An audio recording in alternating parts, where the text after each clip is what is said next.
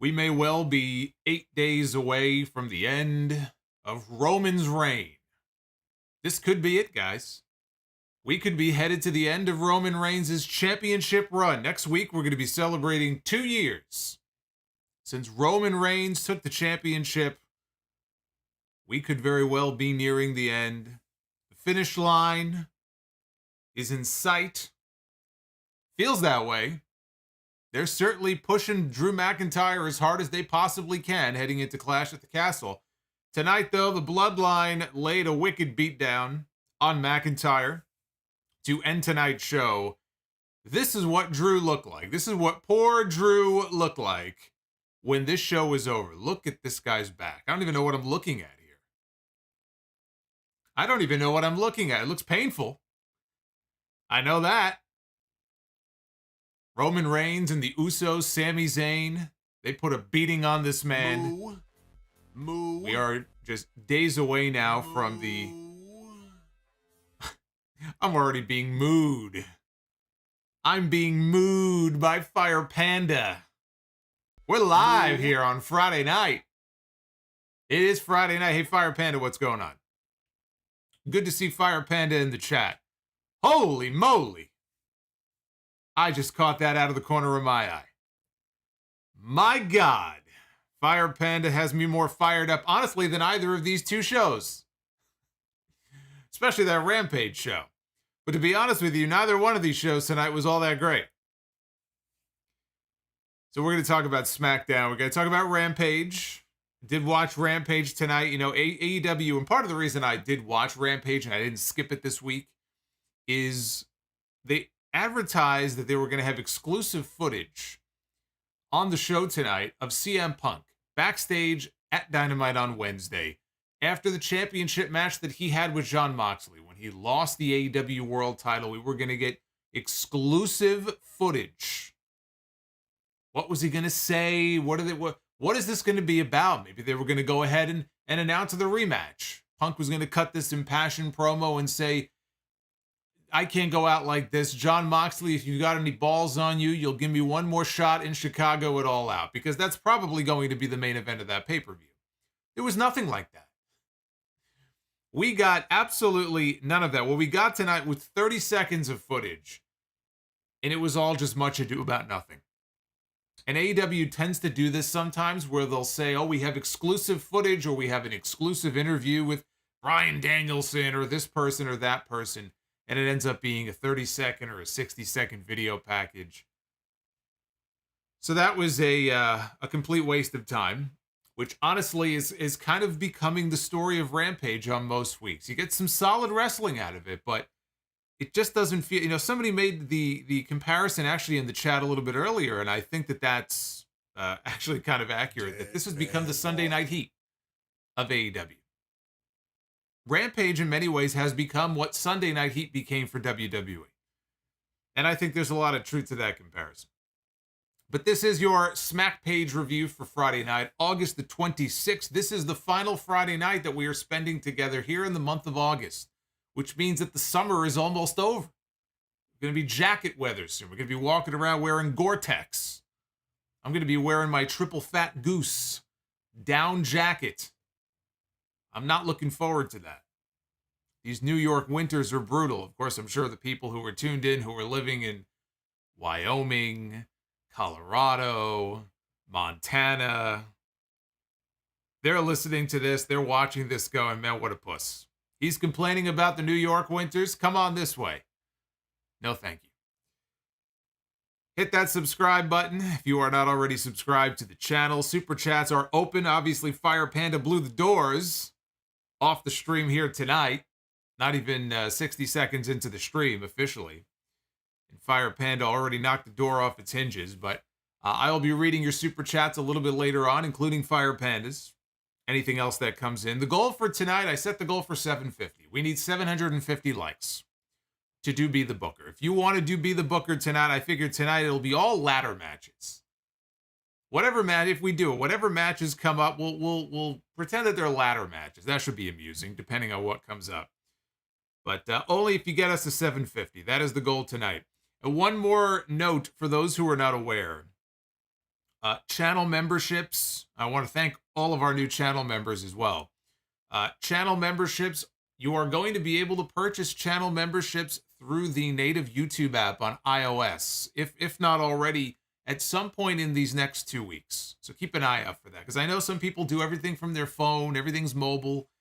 I don't believe that you're able to, at this point, do it through your phone or your mobile device, but you will in the next 2 weeks. So for the people who have asked about it, keep an eye out, because they're rolling that out for the YouTube app and iOS. So I just wanted to make mention of that. So we'll start out with SmackDown. We'll go in the order that these things aired tonight. So, of course, we'll start out with WWE.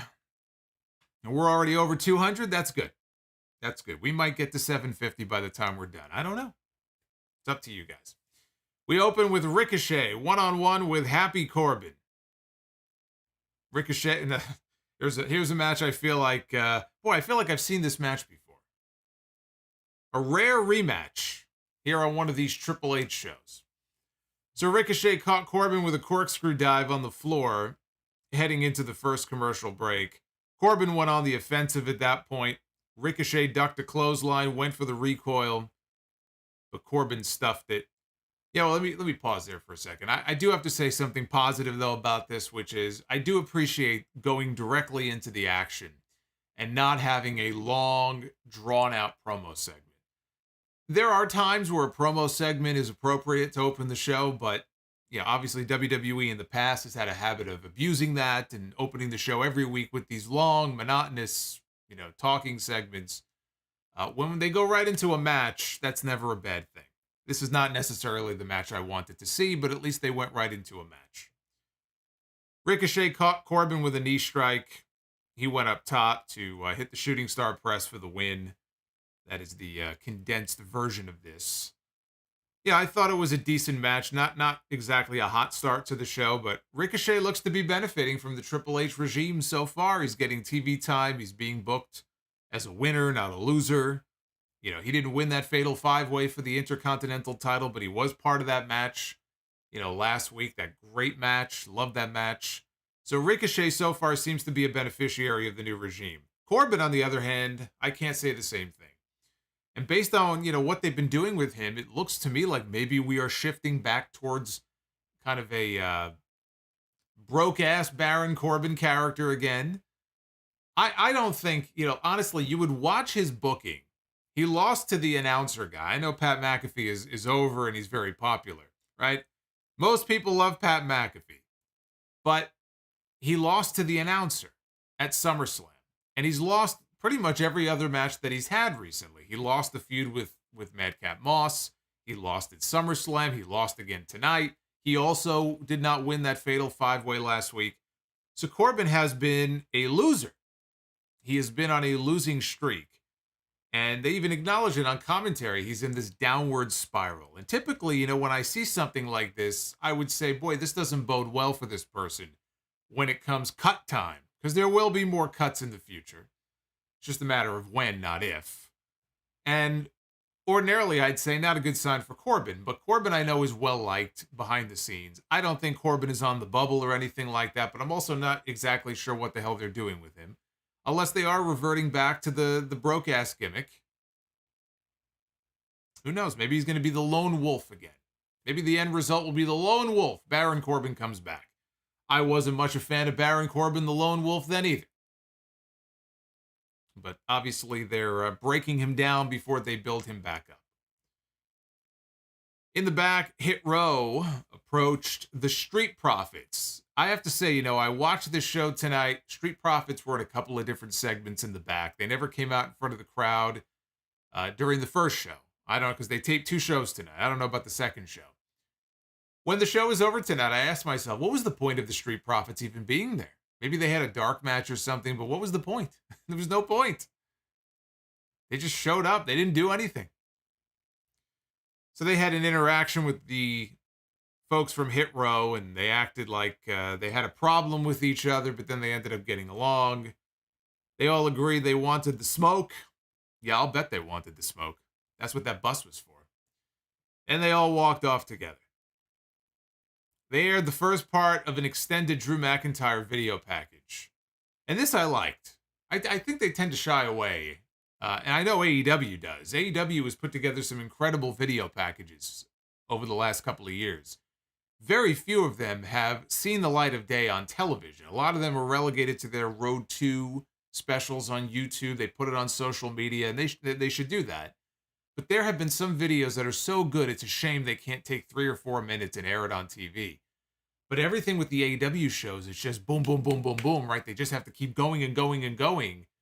That every now and then, it's nice to see a video like this get some time on TV. And they aired a dual-part video package tonight for Drew McIntyre to really build him up for Clash at the Castle. So this was part 1. And they included footage from his early years in Scotland. His early years in Scotland. I love that accent. They showed footage of his independent days, his early WWE run when he was the Chosen One. They cropped Vince McMahon out of it. We did not see any Vince McMahon introducing him as the Chosen One, but they did show him back when he was the Intercontinental Champion. He was looking very lean. He was very young, right? He thought he had the world by the balls. This guy's going to be a future world champion. Of course, it didn't work out that way during his first run.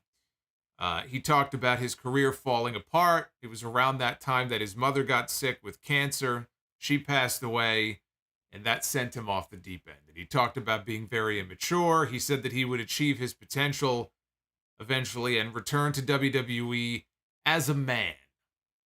And they cut back to the arena. Michael Cole said that McIntyre had to hit rock bottom before he could climb back to WWE. And he said that the redemption part of his story would air later on in the show.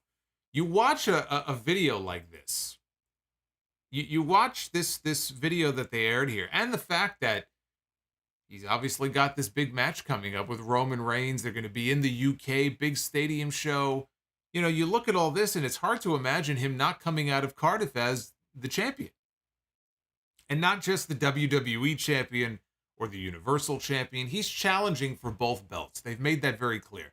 This match is for the unified, undisputed WWE Universal Champion. So the people who are twisting themselves into pretzels and playing gymnastics trying to explain on my timeline, well, he's only going to win one title. He's not going to win both titles. He may not win any titles, but if he wins any titles, it's going to be both of them. And also, don't forget that Austin Theory is waiting in the wings. He's got that Money in the Bank briefcase. So every time we have a championship match like this, you've got the specter of Austin Theory hanging out there. That would take some balls. That would take some fucking balls on WWE's part to go to the UK big stadium show, have Drew McIntyre in there, win the title, and then get cashed in on. I don't think that's going to happen. But I'm watching this, and it's hard for me to see him going in there and not winning. I think it would be so detrimental to him to go in there and to lose like everybody else has, to get beat. I don't care if there's interference. It doesn't matter. They've built this up now to where if he goes in there and doesn't win, he's going to come out the biggest loser. One thing I am looking forward to, though, I am very much looking forward to him coming out to Broken Dreams. He's been teasing it a lot on social media to the point where if he doesn't come out to his old entrance music now, it's going to be a big disappointment. So I actually think he's going to have a very kick-ass entrance on the pay-per-view. In the arena, Karrion Kross's entrance played. I thought he was coming out. He was in the arena. I don't know exactly where he was in, position, but he was in the actual arena because you could hear him on the house mic. And it was him and it was Scarlett. Scarlett didn't say anything. And Kross said that McIntyre's story was beautiful and he congratulated him. He said that maybe now it really is Drew's time. Or maybe not. He told him to take the moment in, think about it, savor it, because he could put his arm right through the back of his head anytime he wanted to. And he said all of his achievements at that point would mean nothing. And he closed by saying TikTok. Scarlett didn't say a word, but it's just every time I see these two together, Kross is the one doing all the talking. All she has to do is stand there. And it adds so much to the presentation. Again, the idea that anybody would have thought that these two were better off apart as opposed to together still blows my mind. So with Toxic Attraction out of the women's tournament, the women's tag team title tournament, Gigi Dolan got injured after their match last week when they won. Apparently it was a concussion. She forgot parts of the match. She really got her bell rung. I don't know exactly what spot it happened on. They're out of the tournament. So tonight we had a second chance fatal four-way match with Natty and Sonya, Nikki and Doudrop, Shotzi and Xia Li, and Dana Brooke and Tamina. We had Dana Brooke and Tamina on SmackDown tonight. The only team that got an entrance was Natty and Sonya, which pretty much gave away the winner. I mean, when you're the only team that gets an entrance, that pretty much says it all. I thought this was terrible. This was terrible, and I don't even put all the blame on the women for it. But this was terrible, as a lot of the matches in this tournament have been. It was too quick to mean anything. They tried to fit a 10-minute match into a 3-minute window. You can't do that. You cannot have a multi-person, multi-team match like this, fatal four-way match, in 3 minutes. You just can't do it. You cannot have a good fatal four-way match in 3 minutes. It's just not possible. So they were rushing, and there was some sloppiness here, and and again, I know that they were doing another match later on in the night. The winner of this was going to have to wrestle twice because they would have to wrestle Raquel and Aaliyah later on in the show. Even still, you can't be doing this. So Dana Brooke was setting up Nikki Cross for a superplex onto the pile of people outside the ring. Nikki landed awkwardly on her leg on the way down. I thought she was injured. She immediately clutched her leg, and Sonya had blind tagged herself in before the spot. Nikki didn't know this. So after Nikki took the bump, she got suplexed onto the pile. She's on the floor, clutching her legs. Sonya comes over, grabs her, rolls her into the ring, and pins her. And just like that, Natalya and Sonya Deville pick up the win. A few segments later in the show, Natty and Sonya were in the back. They were cutting a promo on Aaliyah and Raquel. And in the background during the promo, you could see Nikki and Doudrop. And they were having a very intense argument about something. We couldn't pick up on exactly what was being said. This has been a hallmark of Triple H so far. We've seen this on Raw with a lot of the weird stuff going on in the back. Remember when they had the car accident in the parking garage a couple of weeks ago? It was never acknowledged. Kevin Owens was in the foreground cutting a promo. Meanwhile, we're looking in the back. Funny enough, Nikki and Doudrop were standing by the car. I don't think it means anything, but they were standing by the car in the background. So like Kevin Owens is cutting this promo, and I'm just thinking, wait a minute. We had a little fender bender there in the background. So this is the way they've been shooting a lot of these backstage segments, where it just feels like there's other things going on that you have to kind of pick up on, like little Easter eggs. So they were having some kind of an argument, and it looks like their partnership is either coming to an end, or they're picking up with the angle that they started a few months ago that they completely dropped, that Vince McMahon completely dropped, where Doudrop was trying to convince Nikki to get more serious. Enough with the superhero crap. She was trying to get her more serious. I don't know. It's either one or the other. Either way, whether this is a breakup or just a new phase of their team, the almost a superhero shit has got to end. I mean, it's been dead for a while now. She changed the color of her attire from blue to black. Ooh, who gives a fuck? The gimmick is dead. Bring back crazy Nikki Cross. That's when Nikki Cross was at her best. That's when she was at her most entertaining. I would like to see a return to crazy Nikki Cross. Or if she wants to try to innovate in some way and change her character and try something new, anything would be better than coming out there every week and doing a superhero gimmick that you're not even really playing up anymore. She's not playing up any aspects of it, yet she comes out there dressed like it's Halloween. So this is a good sign. It means that change is coming for Nikki Cross. But, again, this has been a very lame tournament so far. And I stand by what I said before the entire tournament began. When they said that they were going to have a tournament, I was like, yeah, okay. Right? And then months went by, Triple H takes over, and all of a sudden we got the announcement of the tournament. But I said that I would take those titles and I would fucking burn them and just get rid of them. And I still feel the same way. There's been nothing in this tournament that's made me go, wow, this is a great sign of what we can expect with these women's, tag team titles, and they've really beefed up the division. No. I mean, it's just titles for the sake of having titles around. And these matches, like tonight was a perfect example of it. And again, I don't put all the blame on the women. They went out there, they were told that they had 3 minutes and they were trying to get their shit in. That does not make for good television.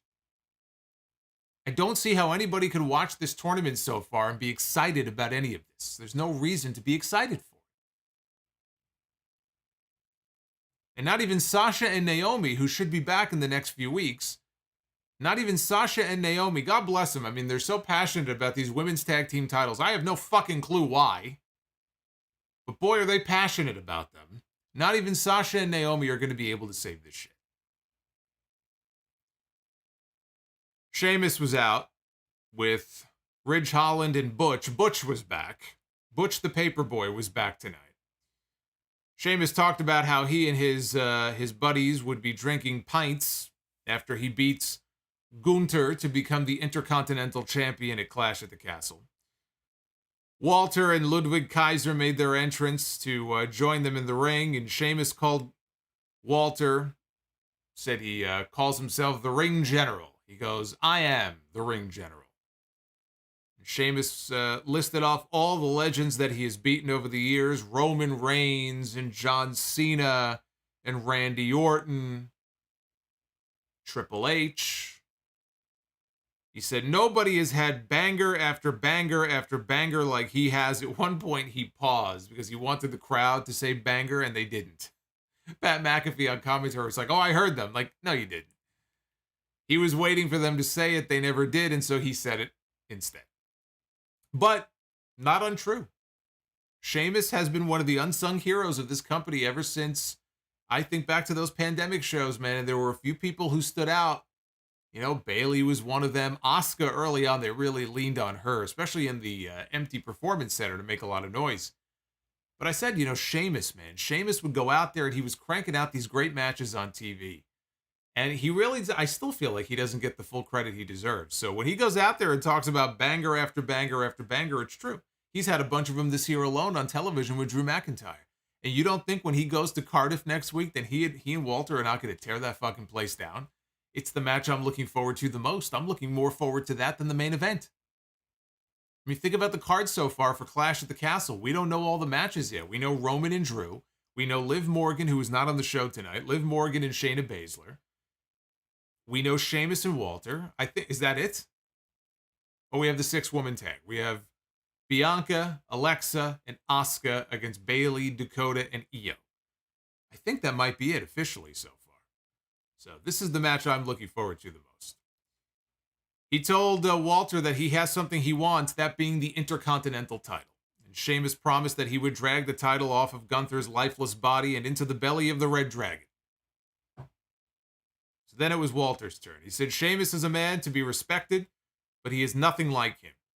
He said that he would teach Sheamus what violence really means. He would chop Sheamus's chest to bloody bits, and he would crush his soul, his spirit. He said that he will break Sheamus. I will break you. He will break this man at Clash at the Castle. So then Butch, who's like a rabid dog, he attacked Kaiser. They start brawling. Sheamus and Walter are standing there. They don't flinch. They don't move a muscle. They're just standing there. They're staring at each other the entire time. These two guys are brawling. Ridge Holland gets involved. Kaiser clotheslined Holland out of the ring. Kaiser returned to the ring. He fought with Butch a little bit more. Again, these two were just standing there having a staring contest. Finally, at the end, they each held back their men. And then Walter left with Kaiser, and that was the end of the segment. I thought this was very good stuff. Very basic stuff. Get these guys in the ring face to face. Get people excited. Let them know what they're in for next Saturday. I almost said Sunday. It's next Saturday. Don't forget, the pay-per-view is next Saturday, 1 o'clock Eastern. It's like the Saudi shows, right in the middle of the day. But yes, I am very much looking forward to this. Backstage, we went from a good segment to a great segment. This was the best stuff right here. This middle part of the show. This really was where Smackdown shined tonight. We go from the Walter and the Sheamus stuff to the Bloodline. And I raved about the backstage interaction last week with Sami Zayn and Roman Reigns. We got more of it, thankfully, tonight. This has become, in the span of 2 weeks, this has become my favorite thing on any wrestling show. is the interplay between Sami Zayn and Roman Reigns and the rest of the bloodline. Sami is knocking on Roman's dressing room door. The Usos are here this week because they didn't have to worry about getting over the border. So they opened the door and they joined him in the hallway. Hey, what are you doing here? Why are you knocking on the door? And Sami thought that Roman might want to see him. Jey Uso was being a dick, as he usually is. He was being a complete dick to Sami. Jimmy was being nice. Sami assumed that Roman would want to see him, and Jey was telling him to get lost. All of a sudden, though, we hear Roman's voice in the background, and he tells Sami to come on in. Sami walks into the locker room, and he takes a seat next to Roman while the Usos stood behind him. And Roman asked him how he was doing, or he asked Roman how he was doing, I think. But then Roman wanted to know how he was, and Zayn said, well, my jaw is still sore from last week. That's when he took the bullet for Roman at the end of the show, and he ate that Claymore kick from McIntyre, kicked him right in the face. Roman said that you lost in the Intercontinental title match last week. Sami talked about how I can bring the championship to the bloodline, and Roman said you lost. And Sami said, well, yeah, technically I lost, even though I was injured during the match. He goes, yeah, I lost. Roman said, but you know what? Sometimes bad things happen so that we can redeem ourselves. And Sami got a big smile on his face, and he said, that's exactly how I see it. I see it the exact same way. Reigns told Sami he didn't forget what he did for him last week when he was all alone at the end of the show, and he appreciated Sami helping him out. Reigns said that that's something that family would do. And Sami said, that is something that family would do. You're absolutely right. And as he said that, he turned around and looked over at Jey, which I loved. I thought that was fucking hilarious. He said that Roman can count on him for anything. And Roman said, well, that's good because I need you for another favor. And he told Zayn that he needed Drew McIntyre occupied and distracted tonight. And Sami said, well, I have a match with him in the main event. I have a match with him later on tonight. And you couldn't have asked for a better person for the job. And Zayn said that he would get inside McIntyre's head. He would throw down a blanket while he was in there. He would have a picnic. He would do a dance. And all of a sudden, he starts doing this dance, a little dance while he's sitting in his... I don't even know what he did, but I'm doing the Shanky Shuffle here. But he starts doing a dance in his seat. And this was the best part, right? Because he's being completely ridiculous. As he starts doing this dance, right? He's doing this dance in his seat. We see Jey Uso, and Jey obviously hates Sami. And every time he is on camera with this man, he's got this pissed off scowl on his face. But when Sami started dancing in his chair, Jey, he cracked. That was like me when I read that super chat last week where I just lost it. He had to cover his mouth like he broke him. He broke this man. I was thinking, send for the man. He got to Jey Uso. He got him. Jey could barely contain himself. Sami said, could be a bonding moment if all of us were to be out there together later tonight.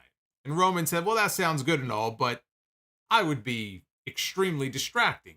You've got the main event tonight on this show. This is your night. This is all about you. I shouldn't be out there distracting from the greatness of Sami Zayn, basically, is what he was saying.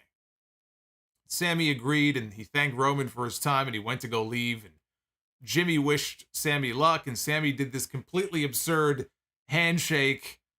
Then he went to go do the same handshake with Jey, and Jey just pointed at the door. And out he went. They're 2 for 2 with these segments. I thought this was another excellent segment. I cannot get enough of these. I am addicted to these segments. And look, the character work from everybody involved, including the Usos, especially Jey and the stuff with Jey and Sami. Everything about this has just been spot on.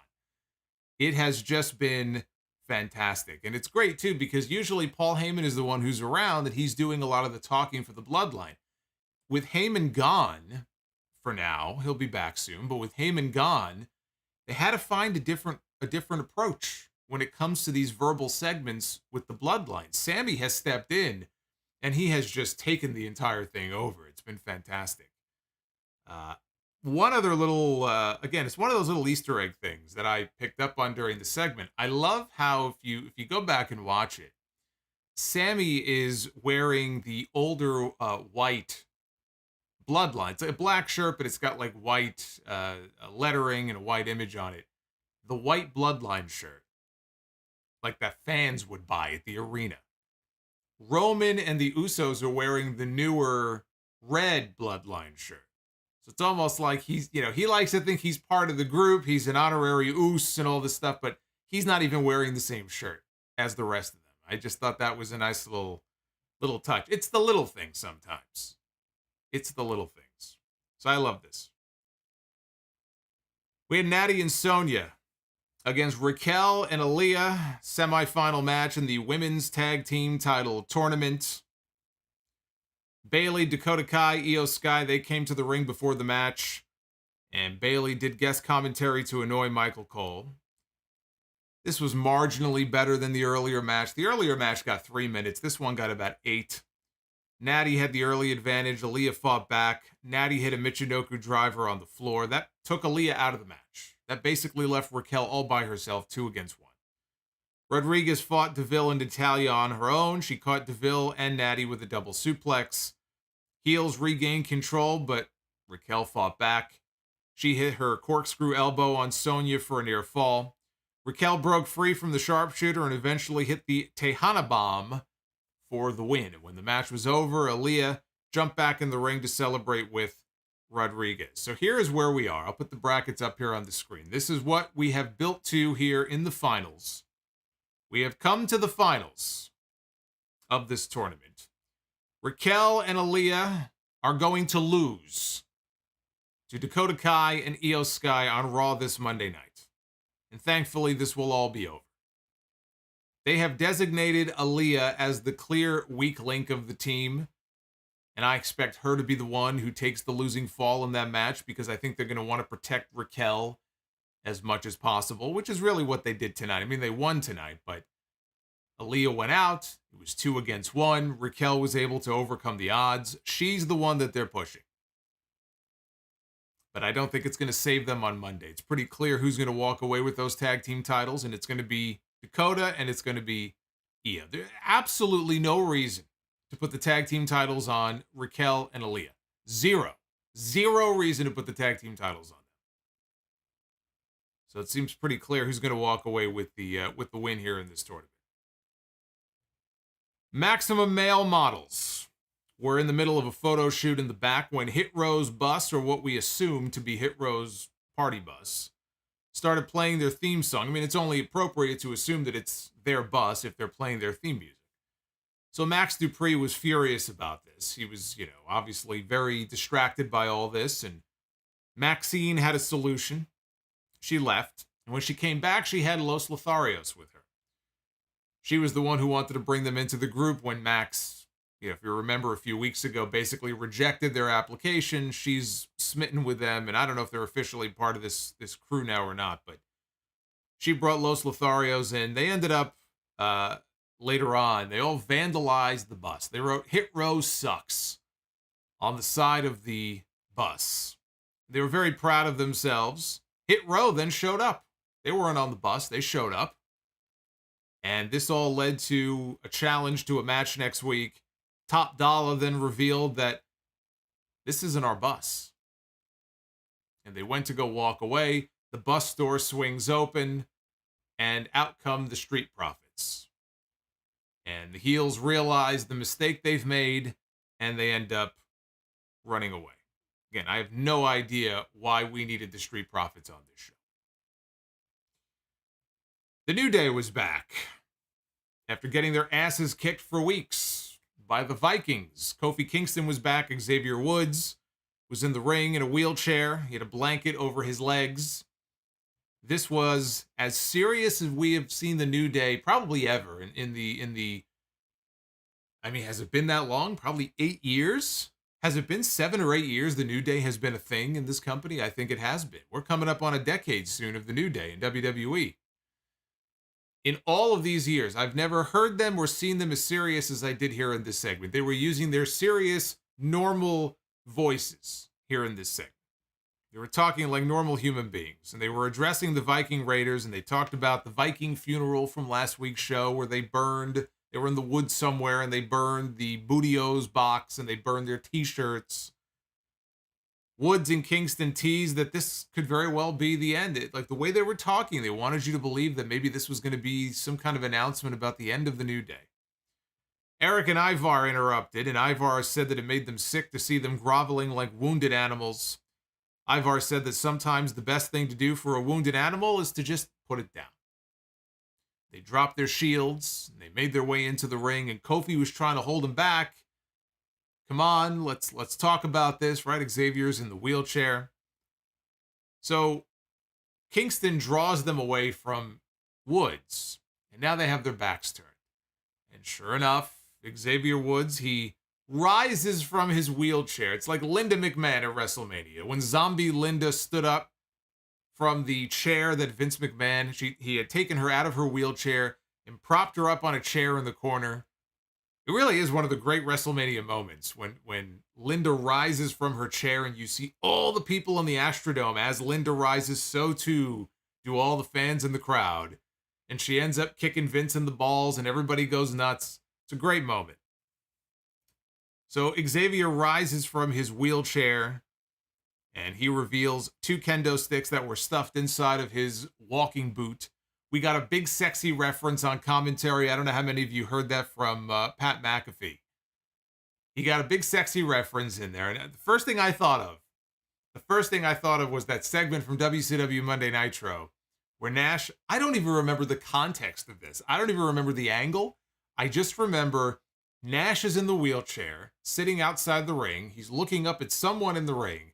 And he also has like a blanket draped over his legs. And all of a sudden, he just pulls off the blanket and he stands up, and we find like a pair of fake legs that are there, and he just stands up. It's the funniest fucking thing.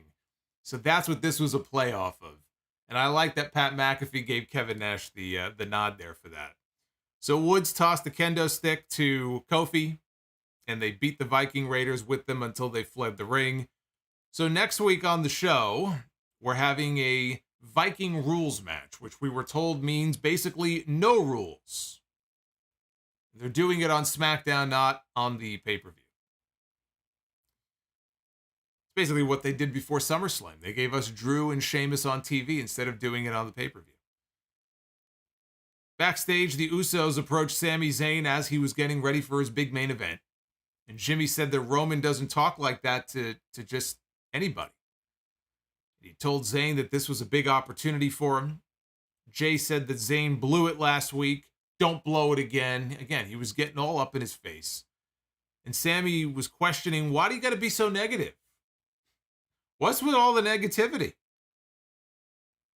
I'm trying to get ready for this match and mentally prepare for my big battle here, and you're getting all up on me and you're beating up on me. You're being all negative. What's up with that? So Jay was yelling at him for talking behind his back last week, and he told him, you better take care of business tonight. They are the second part of the McIntyre video package. This focused on his redemption story, winning the WWE Championship. He talked about being in the main event of the first UK stadium show in 30 years. I think Pat McAfee at the beginning of the show tonight said the first UK stadium show in 35 years. Maybe he misspoke. Either that or they have to exaggerate everything. It's exactly 30 years. Exactly 30. In fact, I'm planning on doing a watch-along for all of our channel members on Wednesday next week. It's the 30th anniversary of that SummerSlam show at Wembley Stadium. 30 years on the dot. So they talked about this being the first UK stadium show in 30 years. That's a watch-along for the main event, by the way, not the entire show. Talked about taking down Roman Reigns and fulfilling his destiny in front of 70,000 people. So officially, they have almost 66,000 tickets out for that show next weekend. If they don't hit 70, they're going to be pretty close. I think the actual paid attendance is around 48,000, so there's a lot of comp tickets on this show. But the building will be full. There's going to be a ton of people there. I'm actually very curious what kind of a set they have. Obviously, it should be done up as you know, like a castle of some kind. Hopefully they'll have a nice set piece for it.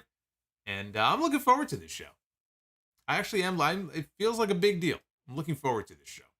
Because you know those fans, they're so starved for a big show like this. You get 65 or 70,000 of them in the building, they're going to be loud. I mean, think about the crowd we had in Montreal last week for SmackDown. Now imagine that magnified by 65,000. I am expecting and hoping for a rabid crowd in Cardiff next weekend. I hope all my UK people don't let me down. I'm going to be living vicariously through you. We had Drew McIntyre and Sami Zayn. McIntyre dropped Zayn with an early punch. Zayn came back, clipped McIntyre's knee. And Drew put Zayn on the ropes. He was going to go for a superplex. Sami, though, raked the eyes, and he performed a sunset bomb heading into the final break. Later on, the Usos ran down. They distracted Drew briefly. And when Drew turned around, he turned right into a blue thunder bomb for a near fall. Jimmy climbed up on the apron on one side, and Drew knocked him off. Jay did the same thing on the other side. He got knocked off. And Sami tried for a roll-up. McIntyre kicked out, and then he caught him with the Claymore kick for the win.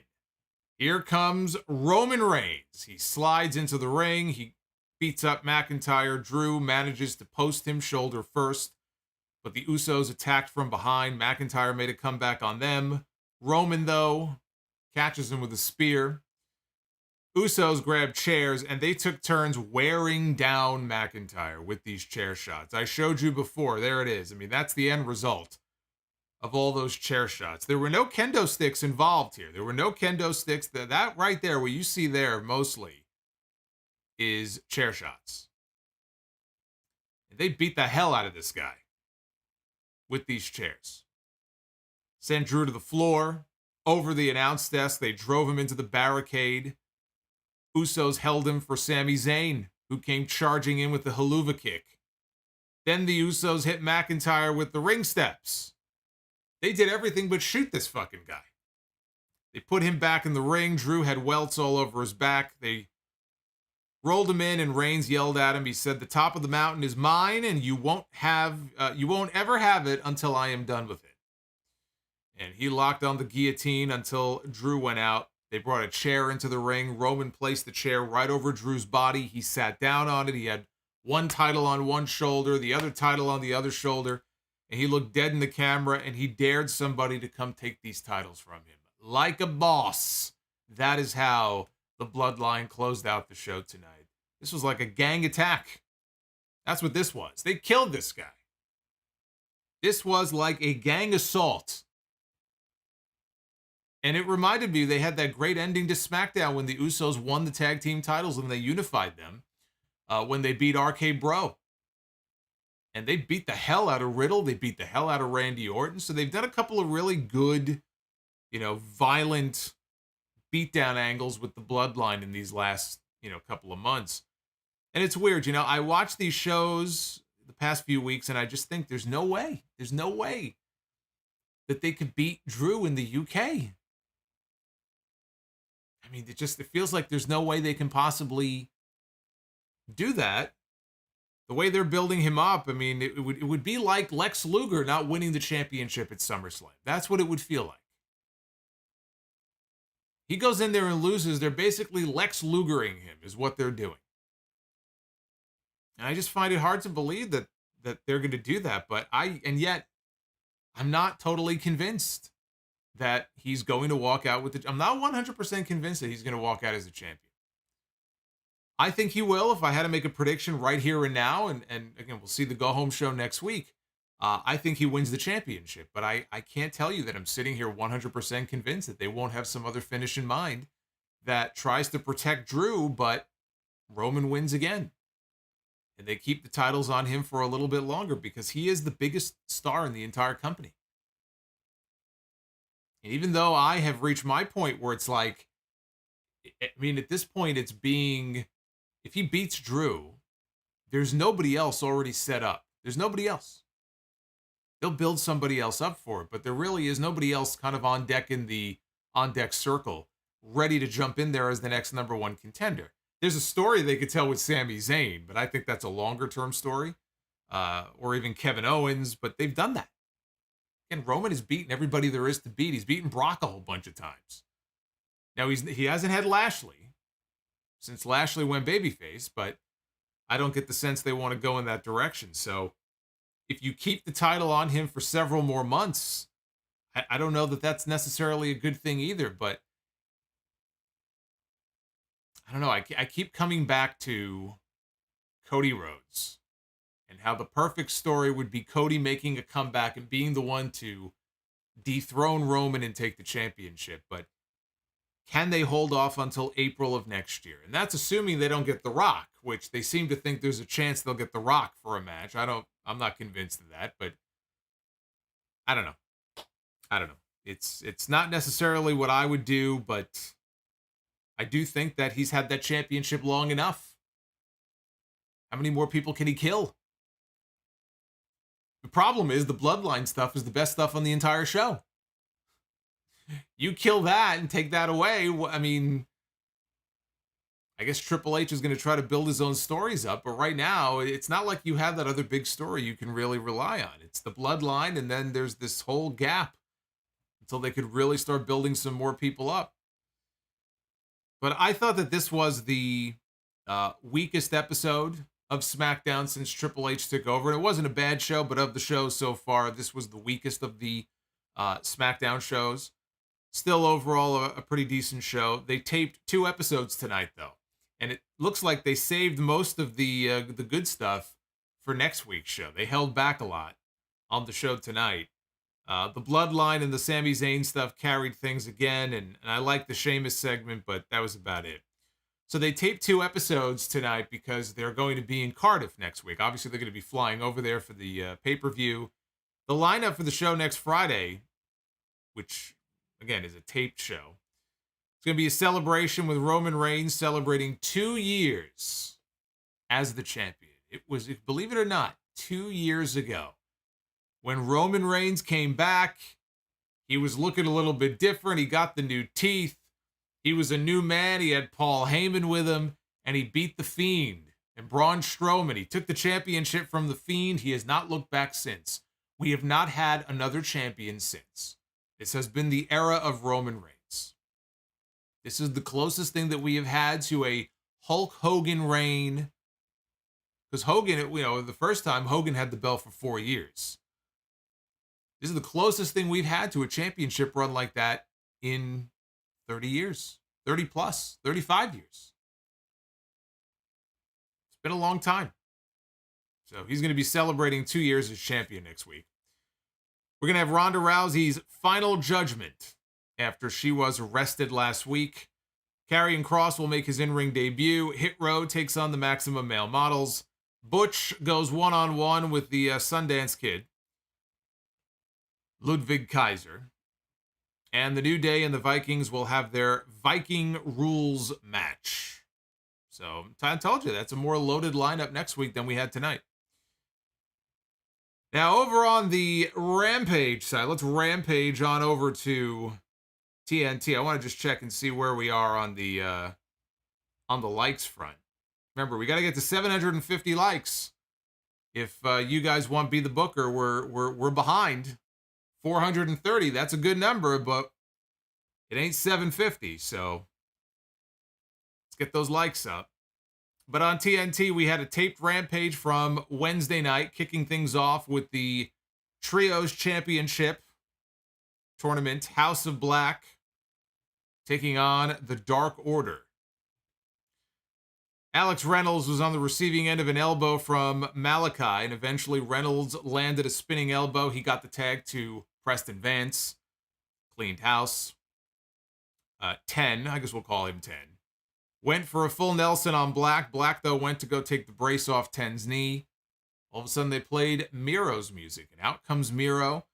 Buddy Matthews met him in the aisleway, and Brody King, he took both of them out. In the ring, though, as he took out the other members of the House of Black, this is distracting Malachi. He gets rolled up and pinned by Alex Reynolds.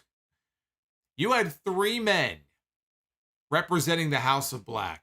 and they pinned Malachi. That's certainly that's a decision.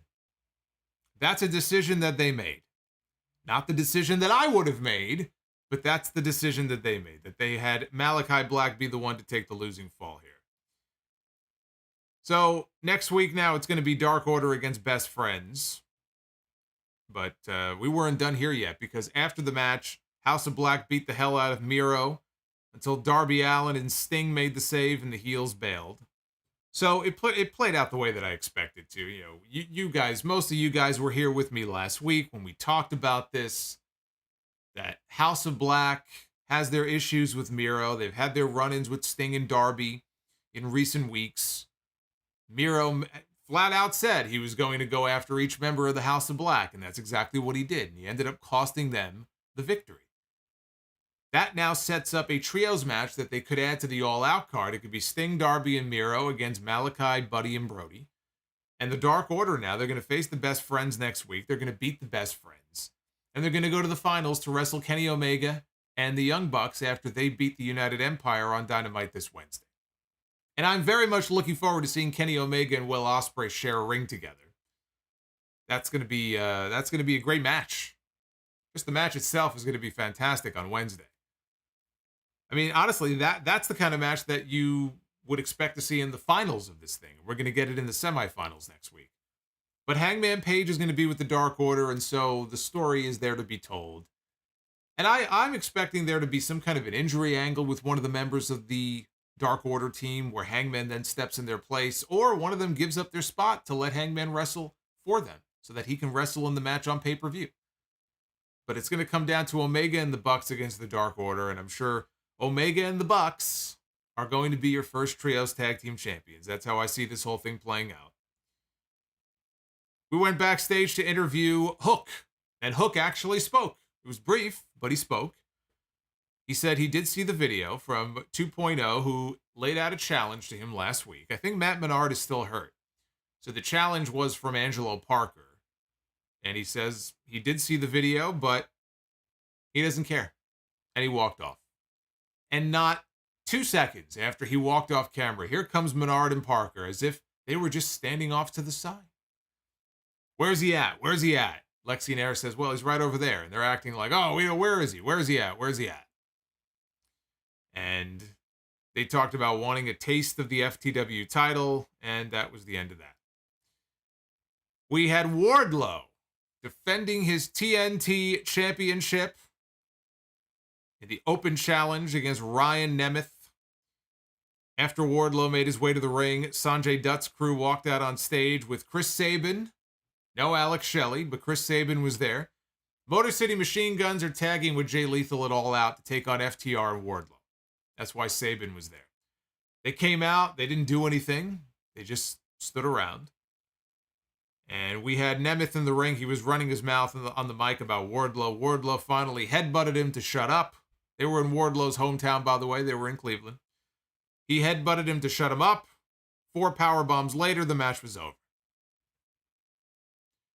Lexi Nair interviewed Andrade El Idolo, Roosh, and Private Party in the back. Andrade told Private Party that losses have consequences. Of course, they lost last week to Keith Lee and Swerve Strickland. And he basically patted them on the shoulder and said, losses have consequences. And he walked off. No idea why these guys are still together. Powerhouse Hobbs is out next for a squash against Ashton Day. He gave this man a very bad day. He brutalized him with clotheslines and a big spine buster. After the match, Hobbs was looking up at the big screen. We saw QT Marshall in the factory, and sitting in a chair was Ricky Starks. And Marshall told Hobbs, look, we're going to make it up to you. We're going to get this guy for you. We're going to take him out. He was delivering on his promise. Ricky was in the chair. His mouth was all bloody. And Marshall took his watch off and wrapped it around his hand, and he popped him in the mouth with the watch. Ricky fell out of the chair and fell on the ground. And that was that. Lexi Nair was in the back, attempting to get an interview with Jade Cargill and the baddies. Layla Gray, who has been an honorary baddie. Layla Gray is basically like the Sami Zayn to Jade Cargill's bloodline. She likes to think that she's a member, but she's really not an official member, and Jade does not put up with any of her shit. So She tried to open the promo, and Jade was like, I don't think so. And she told Kiera Hogan to take out the trash. And she took Layla, and they went off camera. She basically kicked her out of the group. And then she told Lexi, you can leave too. I don't need you. I'm going to look in the camera. And she threw down the gauntlet to Athena and said, you and me, September 4th at All Out for the TBS Championship, which was the only match they could make. Because I'm sure the match was going to be Chris Statlander against Jade Cargill. Even before the reports came out and Meltzer started talking about how that was the match that they were probably going to do, I've been telling you guys for weeks, I would put the title on Chris Statlander. I would have Statlander have been the person to end Jade Cargill's undefeated streak. She's a homegrown AEW talent that the people like. She can go. She was looking damn good in the ring ever since she came back from the knee injury. Everything was coming up aces for this woman until she got hurt again. And the only other person who has been feuding with Jade Cargill who would make sense to put her in the ring with would be Athena. And so now it's official. But as soon as she laid down the gauntlet to Athena, as if she was just standing right there, there's Athena. They don't even try to pretend. At least wait 5 seconds and then let the woman show up. Nope, she's right there. She's already on top of Jade before she could even get the next words out. And here come referees to break them up, and the match is official now for the pay-per-view. We had Sammy Guevara, who has been quite the controversial figure this week. Sammy Guevara, I'll have a lot more to say about the Sammy and Eddie Kingston situation. Among all of the other situations that have been going on in AEW lately. Boy, it's a fucking mess, this company lately, feels like, behind the scenes. Sammy Guevara and Ty Mello against Ortiz and Ruby Soho. After the split screen break, we come back. Ortiz floored Sammy with a clothesline. He got the tag to Ruby. Ruby set up Ty for a superplex. And Sammy was going to try to break it up. He gets into the ring, and he gets underneath Ruby, and now has Ruby on his shoulders in the electric chair position. Ruby goes backwards, and she ends up hitting a Poison Rana. Takes Sammy over right on top of his head. Ty then comes off the top with a crossbody on Ruby for a near fall. Ruby hits Ty with the no future kick. She has the match won. Sammy pulls Ruby off of his wife. And Ortiz gets the tag. He brawls with Sammy in the corner. Meanwhile, here comes Anna Jay.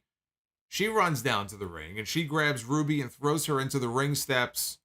Ortiz is distracted by this, and he gets caught by the double jump cutter off the ropes by Sammy, and he pins Ortiz for the win. Ortiz got badly busted open. It was like right by his eye. It was on his face. Half his face was covered in blood.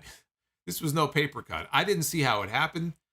They didn't explain how it happened. They didn't show a replay of how it happened. It looked like he was bleeding before the cutter. So I don't think it was the cutter that did it, but I couldn't for the life of you tell you how he got cut, but he was bleeding bad. And there's Cocaine Tony on the screen. Tony Montana. There he is.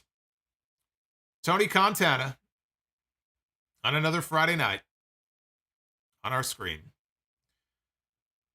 They aired highlights of Jon Moxley squashing CM Punk on Dynamite. This is the segment they were hyping up. Exclusive footage.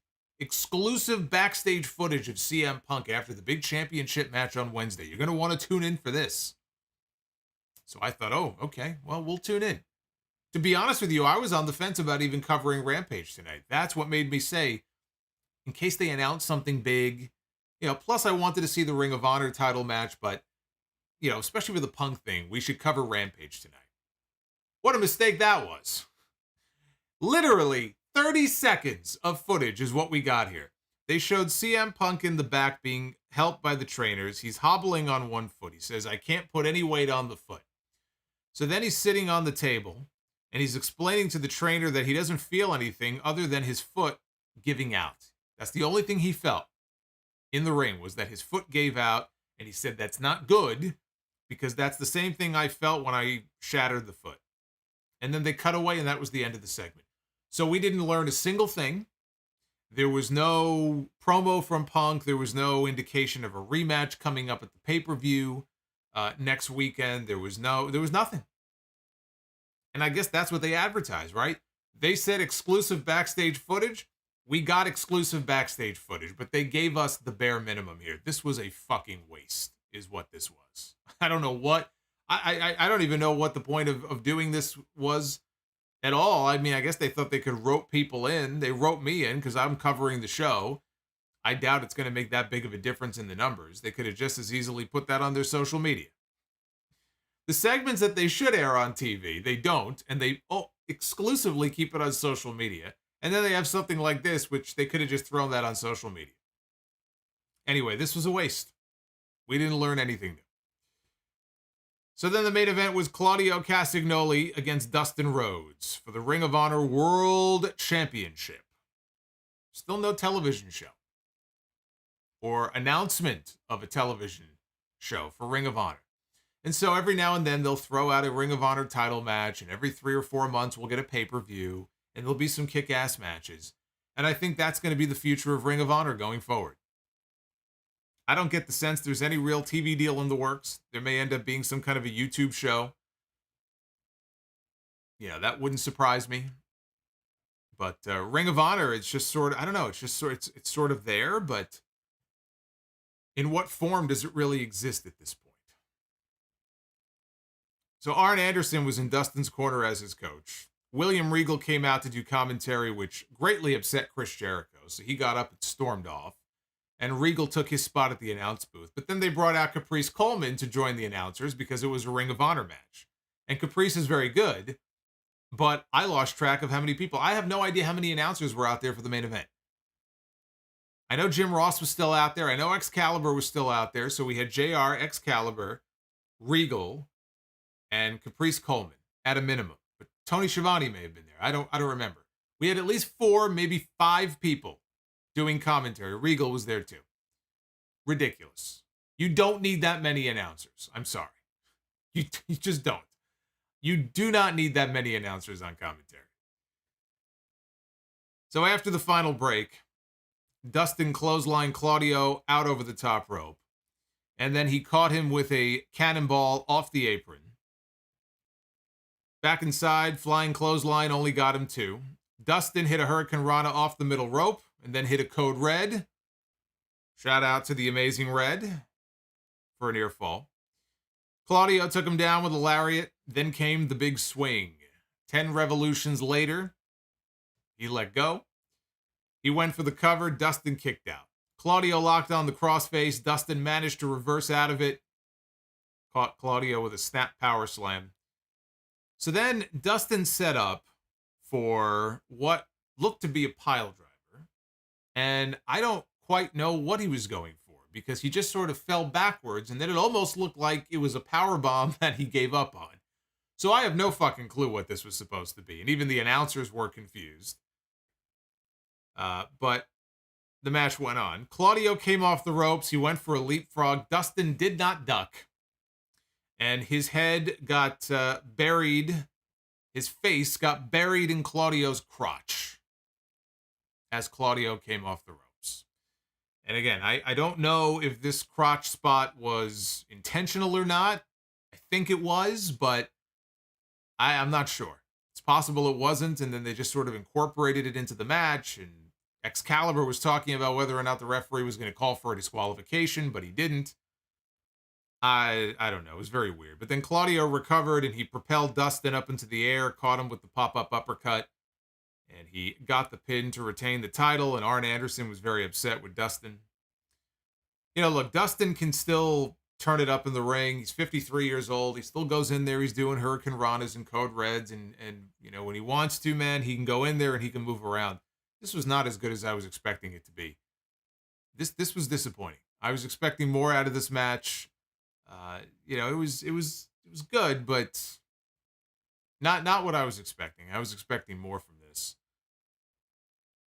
Now, I think we've got a whole bunch of live rampages. I know that the television schedule in October is going to be all screwy because you've got the baseball playoffs and everything going on. So even Dynamite, there's going to be 1 week where Dynamite, I think, is airing on Tuesday in competition with NXT.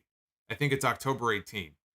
But from what I understand, they're really trying to push and load up Rampage in October, and there may be a bunch of live Rampages. And I'm hoping that's the case. Maybe that will help make the show more must-see if the show is live, and if it's, Tony Khan makes it a priority in the month of October. Maybe we'll get some big matches out of it or big angles or something to make it more must-see, because right now, Rampage is anything but. And I go back to the analogy that somebody in the chat made earlier on. It's not a bad show, but it really has become the Sunday night heat of AEW. And it's not a show that's really, you have to go out of your way to watch it.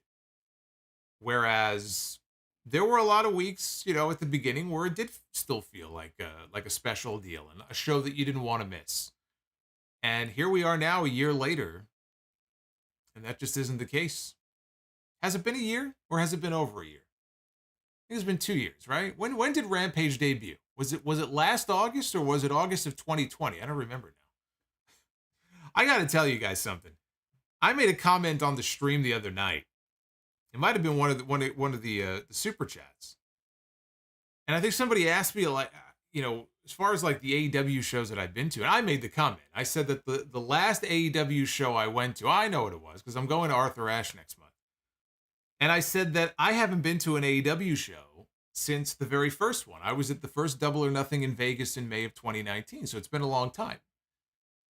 And it was actually Noah, my buddy Noah, who, was with me on the cruise, who pointed out that when we were on the Jericho cruise in 2020, they did, in fact, tape an episode of Now, I was adamant on the stream the other night that they didn't actually tape television, because I thought that they were going to come back next year in the following year cruise and tape television. So I knew they had matches on the ship, but I completely forgot about the fact that, in fact, it was taped for an episode of Dynamite, and I just totally blanked on it. So technically, the last AEW show that I went to was on the Jericho cruise in 2020. But I feel like COVID has completely fucked up my sense of just time. I don't know. Maybe I'm the only one who feels like that, but it just has completely warped my entire timeline in my brain. But anyway, so yes, I was wrong when I said the other night that they did not tape television. In fact, they did. They did. In fact, I think MJF ended up in the pool, if I'm not mistaken. I think he got thrown into they had like a swimming pool on the top deck of the ship, and I think he got tossed into the pool. Anyway, let's check out the poll here. We'll start out with SmackDown. 62.7% thumbs up, 27% thumbs in the middle, and 10% thumbs down. So not as good as Raw, but positive score there. Way more thumbs up than thumbs down for SmackDown. The Rampage poll, I'm guessing, is not going to be as pretty, and it is not. 44.6% thumbs up, 30% thumbs in the middle, and 25.4% thumbs down. So SmackDown wins the night, which it does. And this was not even a great SmackDown. But yeah, SmackDown was the better of the two shows tonight. That is the absolute truth. I concur with our Twitter poll, folks. Again, you can vote at Solomonster on Twitter is the place to go for that. Yeah, you know what? It is just like the Dynamite poll this week. The Dynamite poll on Wednesday was the worst Dynamite results that we've ever had. The lowest Dynamite results that we have ever had on Wednesday. Which, actually, I'm wondering if these might be the worst Rampage numbers. Yeah, they might be. These might be the worst Rampage numbers I've seen in the poll. But still more thumbs up than thumbs down. So that would, I guess, make it a thumbs up show. I guess that would make it a thumbs up show. All right, let's take a look at your super chats here. We are at, where are we at here? We're at 530 likes. So we're a little over 200 away. I don't know if we're going to make it tonight, guys. I don't know about Be the Booker. I thought we would book some ladder matches tonight. It doesn't look like it's going to happen unless we have a big turnaround. Like the Mets coming back. Bottom of the ninth, grand slam, right? Maybe we could have some late inning theatrics here tonight. thank you to everybody, by the way, who does Super Chat. It is the most direct way to support here on the channel. I very much appreciate all the love. So let's read your messages here and see what you guys thought of the show. Shinakuma, thank you for the $5 Super Chat. From TV Tracks 2014 to my December 1st, 2014 mailbag question to Super Chatting. Solomonster is the man, the myth, the legend. Have fun tonight. I don't know if Shin is in the chat, but thank you for that. I think you may have checked out early tonight. Justin, $9.99. What happened to Paige Van Zandt with AEW? What happened to Bobby Roode with WWE? Paige Van Zandt, I think, has a bare knuckle fight coming up. She could still do those. It's in her contract. So she's focusing on that. Wrestling is not her priority. Bobby Roode is just a bit player in WWE. Whether or not Triple H wants to repackage him is up to Triple H. Triple H is the one who brought him into NXT. But I don't know how much of a priority Bobby Roode is to Triple H right now.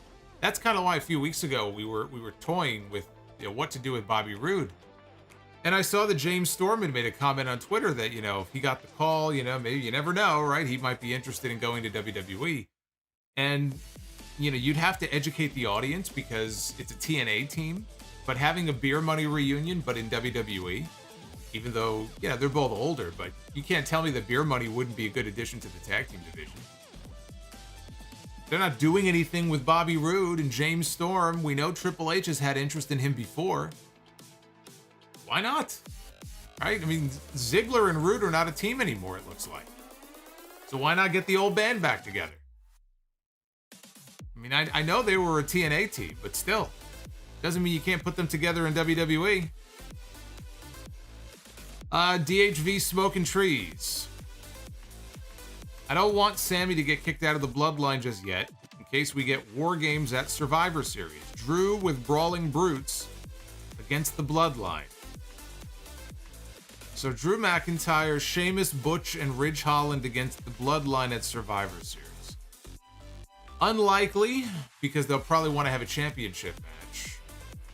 But also unlikely because it'll probably be Raw versus SmackDown. So unless the draft happens before then, that would be a SmackDown match. I don't see that happening, but I think that would be a great match to do. Doesn't even have to be War Games. It could be a traditional Survivor Series elimination match. It could come down to Roman and Sami on their team, having to fight off the baby faces. James Cooper with the $4.99. Thank you very much, James. Donovan D, $9.99. Rank in order best live fans: New York City, Montreal, UK, and Chicago.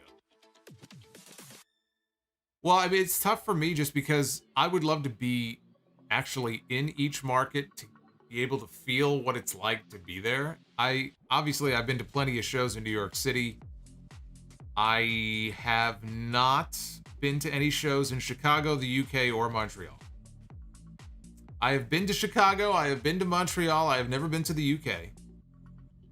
I would say best live fans. I would go... Man.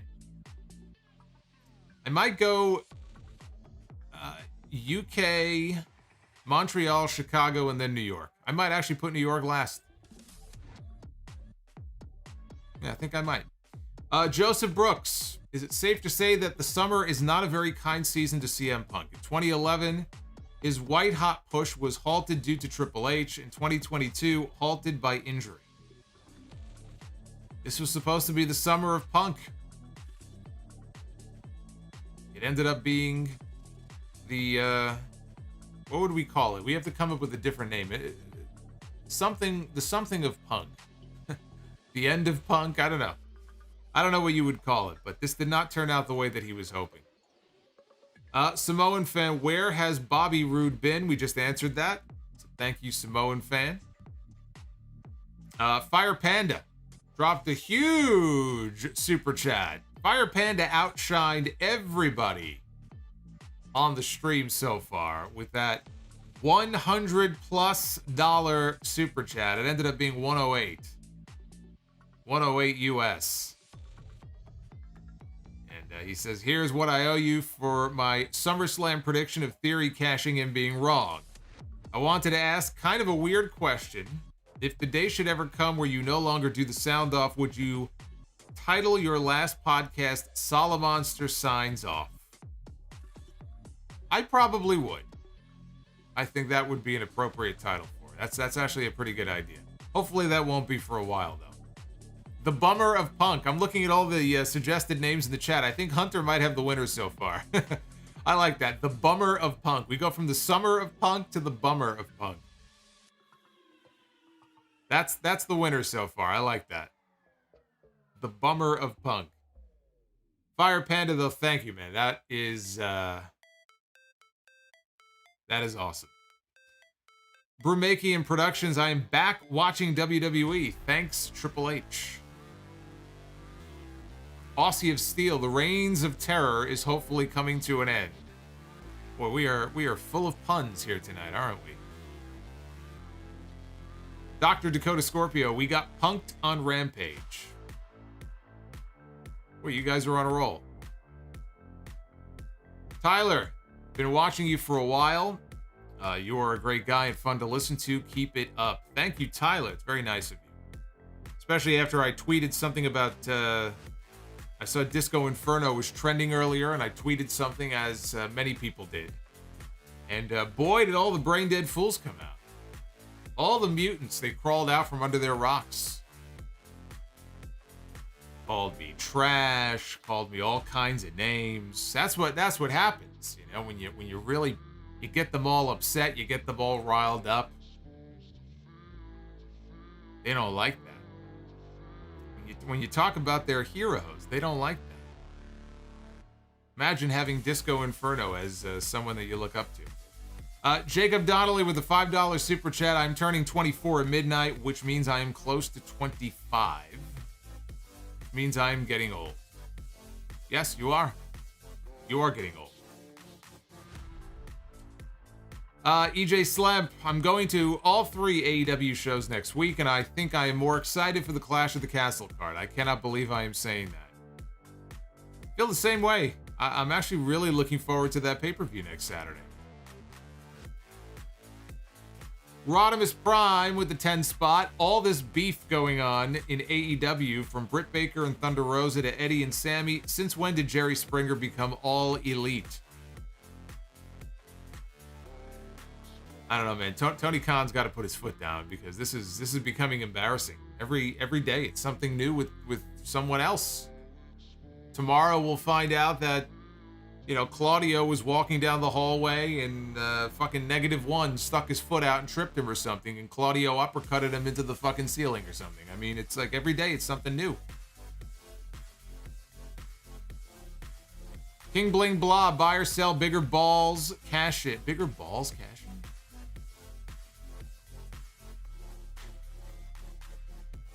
Bigger balls, clash it. Cody at WrestleMania or Drew at the Clash. What does that mean, by the way? Bigger balls, cash in? Oh, okay, I know what you mean. I thought you were asking me Cody winning at WrestleMania or Drew winning at the Clash. I wasn't thinking of Austin Theory. I was like, bigger ball? Like, are you asking me which one of them has the bigger balls? Because that's not my area of expertise. I'm not the person to be asking that question to. I think it would take bigger balls to, after this great story of Cody coming back and then wrestling with the torn boobie at Hell in a Cell, and then leaving for 9 months and coming back and winning the Royal Rumble and going to the main event of WrestleMania, being the one, let's say, to unseat Roman Reigns, and he wins the championship for his father, and then Austin Theory comes out and cashes in. I think that I would not do that, but I think that would take bigger balls. That, to me, would take bigger balls.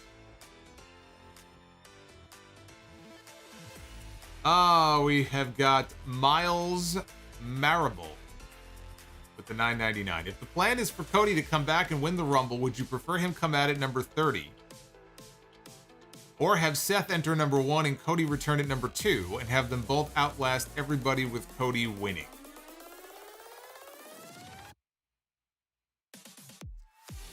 I wouldn't have Cody come out at number 30. If anything, I would have him come out between 25 and 30. He doesn't have to be number 30 because I would want him to be in there for a little bit. I wouldn't hate it if you did it the other way, though. You have them come out 1 and 2. They go at it. Then they have to outlast everybody. It comes down to the two of them. I think that could work, too. I kind of like that idea, too. But if you're going to have him come out late in the Rumble, it doesn't have to be 30. It could be 27. It could be 25. It could be 23. But I think having Cody eliminate Seth, like it's Seth that he eliminates to win the Rumble, would be poetic justice for, what Seth did to him on TV the last time we saw him. Temjin Zephyr with the $5 super chat. The Gunther Sheamus standoff while Butch and Ludwig reminded me of the Tanahashi Moxley segment with all the random chaos, except this one was better. Yeah, because that one just went on for way too long. I think they were trying to stall and stretch for time on TV, and it just got really awkward. This one, you're right, this one was very similar to that, but I think that was the problem on the AEW show. They had so much time left to kill, they just stood there for so long. It was like, okay, we get the point, like enough already.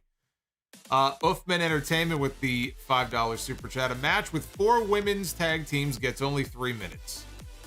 The more things change, the more they stay the same. Yeah, that was a Vince McMahon thing that Triple H did tonight. Not a fan. Cerulean Capuchin. Could a winter of Triple H be the end of AEW?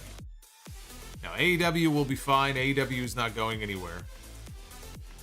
But they definitely are having some issues and some growing pains right now. Kyle Murray, thank you for the $9.99, Kyle. Appreciate that. Drew Johnson. Ho, ho, ho. Open the phone lines, bro. I used to open the phone lines all the time, and people got all pissy, so we stopped doing it. But you never know. You never know. We may take calls every now and then. Anti-M Bishop 07 Black Label Pro on IWTV featuring Warhorse and Eric Steven tomorrow night. Plus House of Glory on Sunday. Indie fans represent. All the best. Solomonster. And he says, like, comment, and join. Throw up the too sweet for the sound off. That's right. Listen to Anti-M Bishop. He knows what he's talking about. Lord Frieza. Haven't heard from Lord Frieza in a while. Love right back to you, Lord Frieza. I appreciate that. Why did they get pissy? Why do you think? Because wrestling fans get pissy about everything. Wrestling fans complain about everything. It's what they do. It's in their DNA.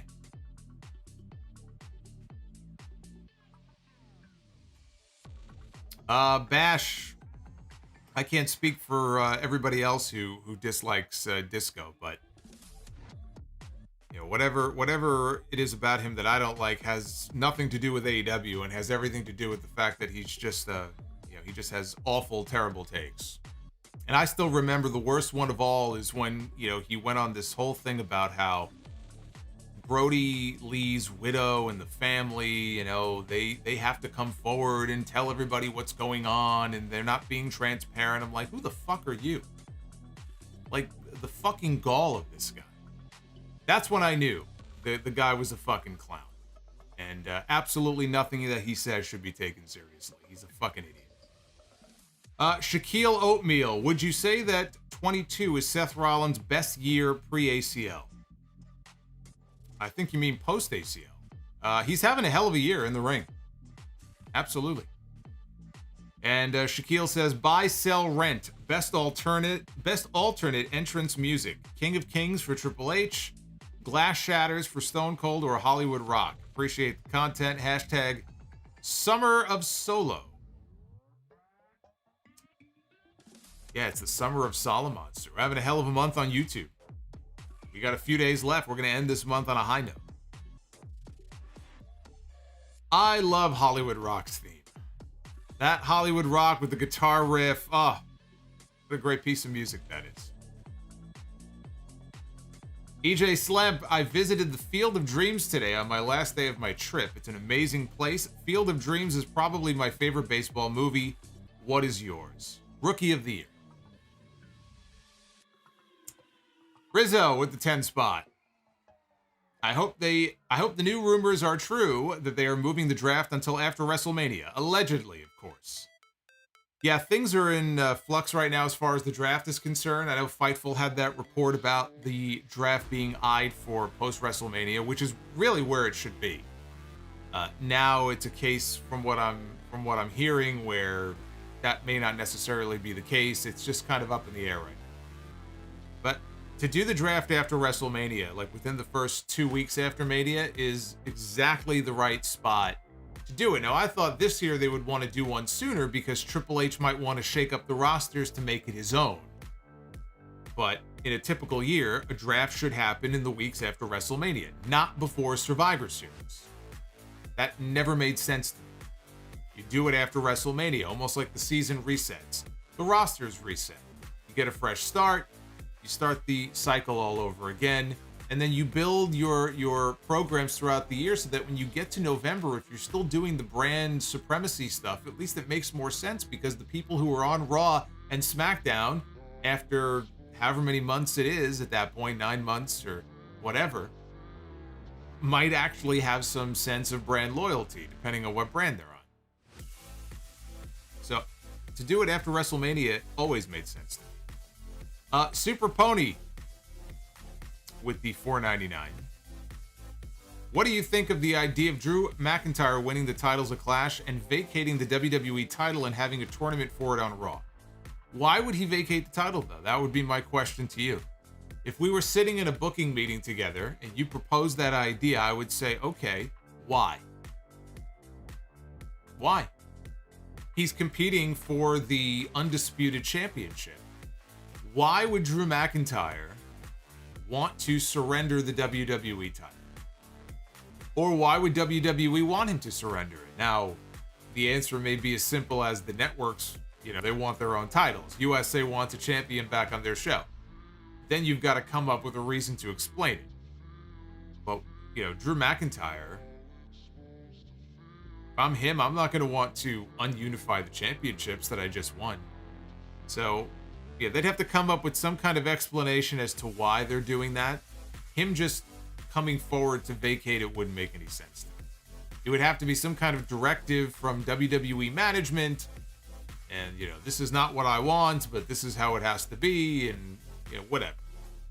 Because I'm sure USA does want a champion back on their show.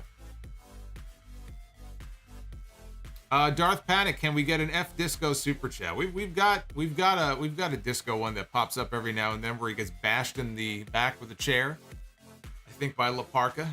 It's one of my favorite super chats.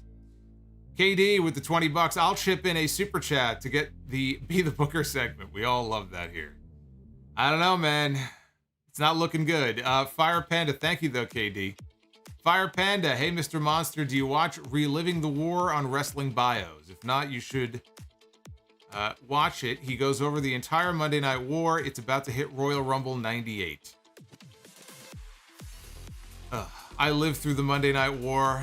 I've heard about the Monday Night War. I've watched so many documentaries on the Monday Night War. I am all Monday Night Warred out. But no, I have not seen the series. I'm not familiar with it. Aha, look who it is. It's I Smoke a Lot of Weed with the $1.99. Bray should smoke a J and come back as the friend. He comes back as the friend. Well, isn't that what Bray was when he wasn't the Fiend? He was basically the friend. That's just normal Funhouse Bray.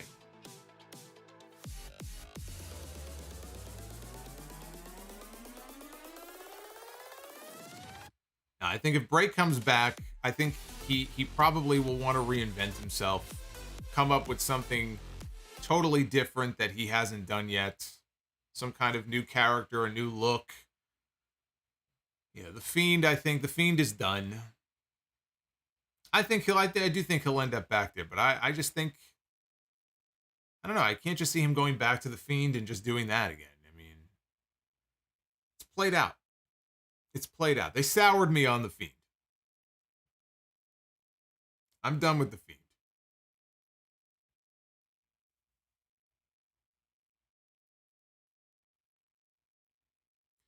The Attitude Era is all mythical, but it had a ton of problems as well that people overlook. Yeah, of course it did. You know, of course they had, it was not a perfect era, but as somebody who went to plenty of Attitude Era shows and plenty of Attitude Era Raws, and you know, it was like, it really was like a party atmosphere every week. And to have the stars that they had at the time that they had them, Austin and Rock on the same roster at the same time, and you had Triple H and The Undertaker and Foley, and then they got Kurt Angle, and they brought in, you know, even more people, but the roster they had was just so fucking great. You can't really replicate that, you know? I mean, it's just kind of a moment in time that I think if you were a fan during that time, and if you went to the shows and you watched it every week, you remember how fun it was to sit down in front of the television at 8 o'clock or 9 o'clock and to put the TV on and watch wrestling. It was appointment television. I missed that. But was it perfect? No, of course not. There was a lot of crap in the Attitude Era. I go back and watch some of those shows occasionally, and there was a lot of shit on those shows. I mean, some of the stuff on those shows was like, oh my God. Believe me, it wasn't all perfect. I don't know if anybody is claiming that it was.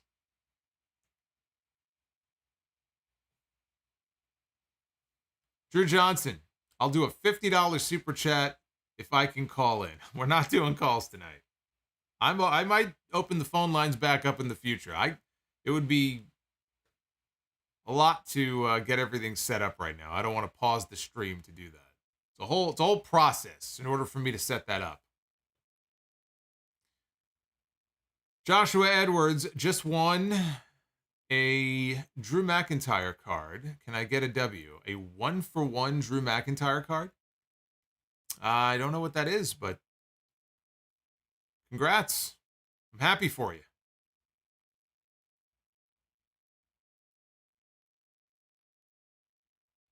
Choppy your PP. Mae Young giving birth to a hand. What was that segment? They did, oh my God, they did a segment once. I'm trying to remember who was in it. I think there was like something with the Godfather and some of the stuff they did was just so ridiculous.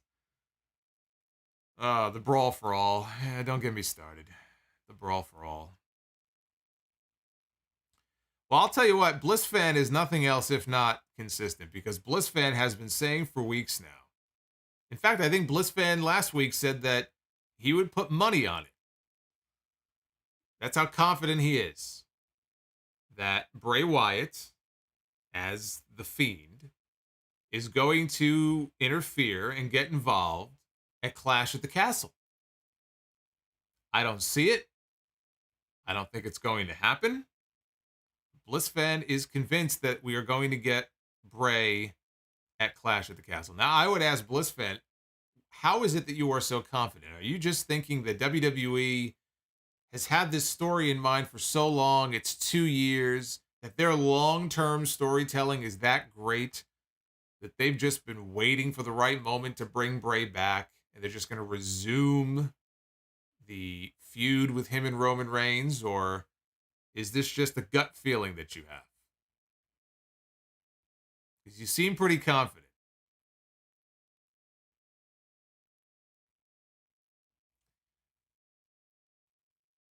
Who would I have on my tour bus? I got to have my mods from the chat, he says. Who would I have on my tour bus from my chat? I got to have all my mods. They do God's work in the chat. So I would reward them by taking them on the bus with me. We'd have that bus stocked up, man, with liquor. Whatever they want to drink, we'd have it on ice. We'd have food. We'd have everything, man. It'd be a party bus. All the mods and me.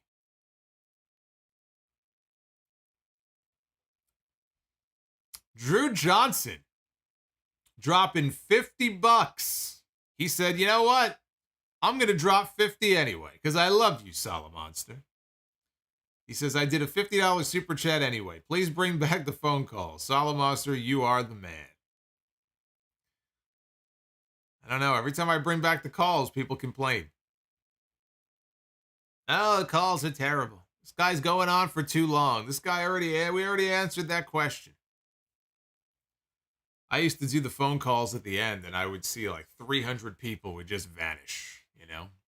I think it's a good feature. It's not a good weekly feature, but I do think it's worth bringing back every now and then. So I will consider it. Joshua Edwards says 1-1, or is it 1 for 1 or 1-1? Disappeared here. Says that it is, one made, a trading card. Yes, but what brand? Is it Topps or is it some other company? That's what I was asking. Is it a Topps trading card? And he says, good stream tonight. Thank you, Joshua.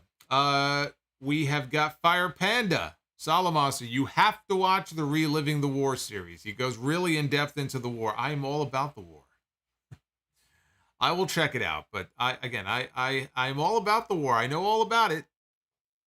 In fact, I went back and talked about a lot of it when I did the This Week in History segment for that entire year. So I have covered a lot of it on my own show. Dead man walking. Look who it is. It's our friend Kevin Dunn. It's our good boy Kevin Dunn, our good buddy. Still has a job. They fired the one person during all those waves of mass releases. They let go of the one person who was being trained to be his potential replacement. Somehow that person got fired, got swept up in the wave of releases. I wonder how that happened. So now they have nobody to replace him. So we're stuck with him. Rizzo, I see Bliss fans point. That would be great long-term story if Bray costs Roman the title. Yeah, but you know what? After 2 years, Roman loses the championship because someone interferes and costs him the title. I just think when the time comes, and it may be next Saturday, when the time comes that Roman gets beat, he needs to get beat straight up. Whether it's McIntyre, whether it's Cody Rhodes, whether it's somebody else, he should be beaten straight up. So much time has gone by. I mean, such a long, dominant reign, it would almost feel cheap for it to come to an end like that.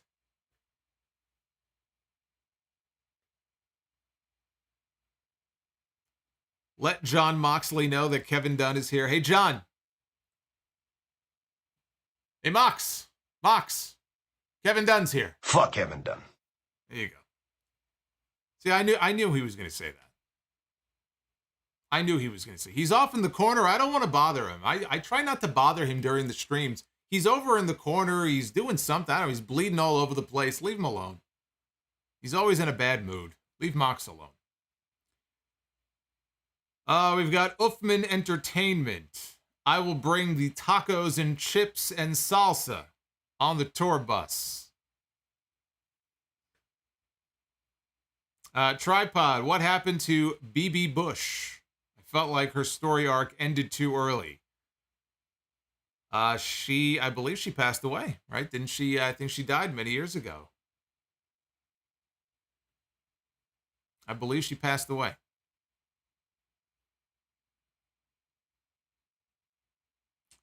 And Joshua Edwards, WWE switched from Topps to Panini. Is that a real company? Panini?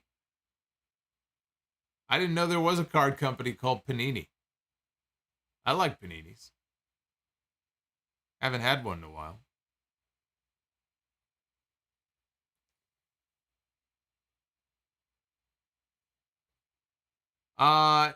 Yes, Demi, I actually am going to I'll talk about that right now then, since Demi brings it up. I was going to mention it at the end, but I guess we're basically nearing the end anyway of the stream. There's Tony Montana. He's back. He's got his head buried in that mound after the week that he's had. That backstage talent meeting he had to hold, man, he's got a whole mound of that shit sitting on his desk. But yes, what you see on screen is the ordering page Right now, if you go to Fight TV, go to fight.tv, go to the schedule, and look up this Sunday, August 28th, you will find in the schedule, click the page for House of Glory High Intensity. This is going to be the biggest show that I have ever done commentary for. And Demi, slow down there, buddy. Before the mods get you, before they drop the hammer, I see you. I don't want you to get blocked here, so calm down. We're doing House of Glory High Intensity this Sunday from Terminal 5 in New York City, a venue that I have been in before for Ring of Honor events in the past. In fact, that's where Jay Lethal first won the Ring of Honor World Championship for the first time. And this show on Sunday is going to be the biggest show that I have ever done commentary for. We have Eddie Kingston in the main event, one-on-one with the Japanese legend himself, Naomichi Marufuji.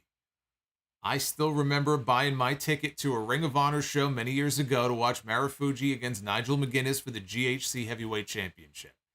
Now I get to go into Terminal 5 on Sunday and call a Marufuji match.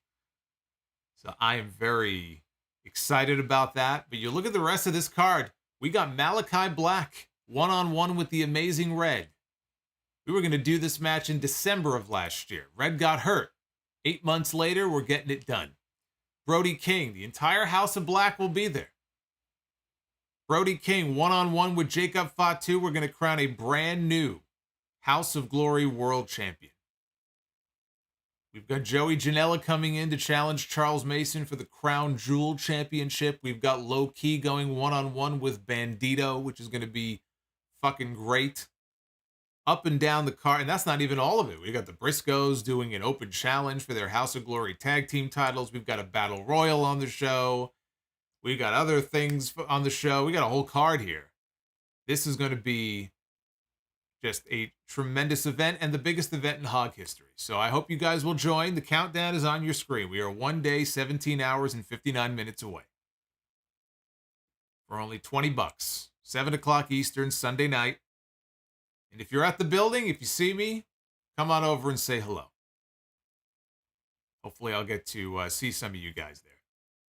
But yeah, I'm very, very excited about this. I'm all pumped up and ready to go for the Hog Show. Gonna be a good time. All right, let's just wrap up here with these final super chats. And then we'll get out of here. I guess we'll try again on Monday for Be the Booker. Maybe we'll do ladder matches then. I don't know. We came close. I know I was being ambitious tonight. We blew past 1,000. Wednesday night during that Dynamite stream, we blew past 1,000. I had barely started the review. And we already blew past the goal.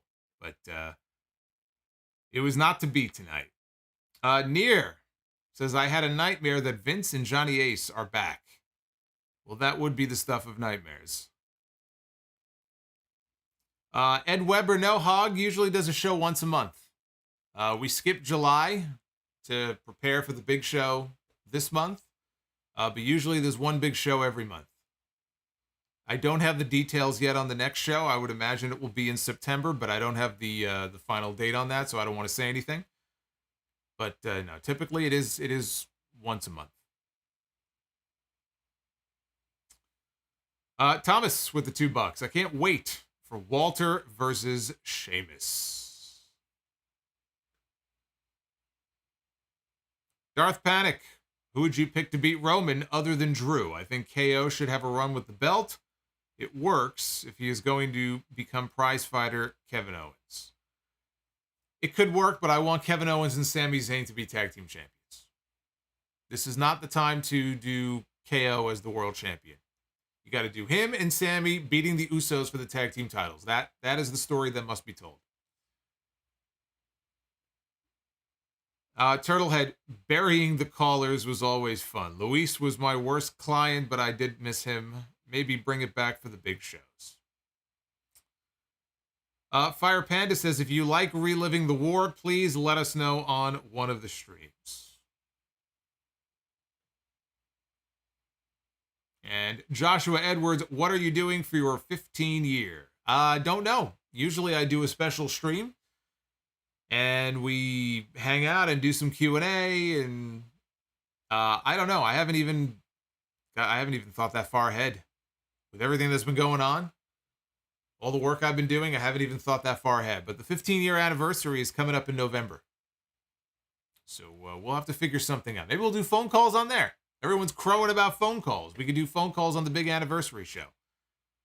We'll be celebrating 15 years this November. We've got our boy Tactical Butt Cheek 93.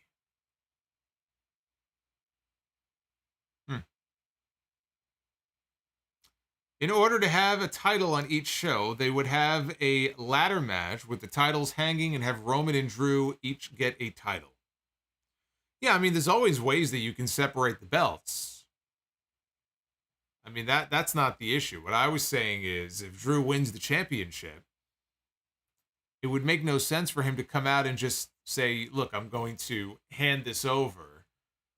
There would have to be some kind of storyline explanation from the company end where, we're going to split the titles again, and you could just take it from Drew, or you can do what you suggested. You could have some kind of a match for it, maybe. It could be a 2 out of 3 falls, 1 fall for one title, 1 fall for another.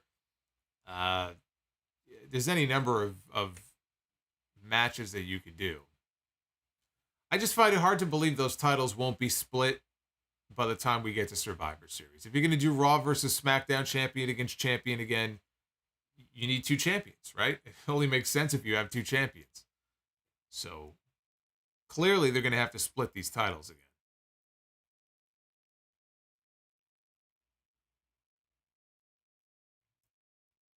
Yep, 15-year anniversary. The same month, it is the 25-year anniversary of the Montreal Screwjob. So get ready to hear about that. As if you weren't all tired of hearing about the Montreal Screwjob. We're hitting the 25-year anniversary, so get ready. You're going to be hearing a lot more about it, whether you like it or not.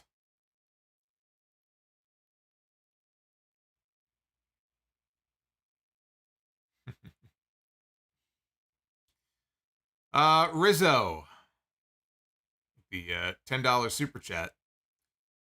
I'm not a smart man, but WWE should have kept the WWE title on Lashley and used the Brock-Roman match as a career versus title match because they booked themselves into a corner, making it unified. Yeah, but Brock's not done, or at least he wasn't done at that point. So to do career against title and then Brock loses, but then comes back 4 months later is lame. If you knew that Brock was going to be done, his contract was up, he wasn't going to re-sign, yes, you could do a career match. But I'm not a fan of doing a stipulation like that unless you're going to actually adhere to it.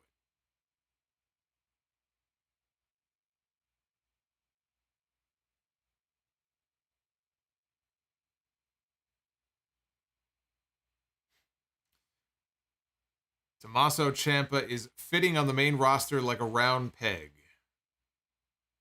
Ciampa versus Kevin Owens.